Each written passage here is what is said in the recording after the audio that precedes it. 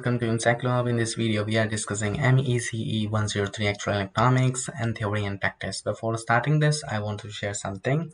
Firstly, please save these numbers for future purposes. If you are looking for any difficulty in the studies or anything, and we provide the technical issues, problem solving.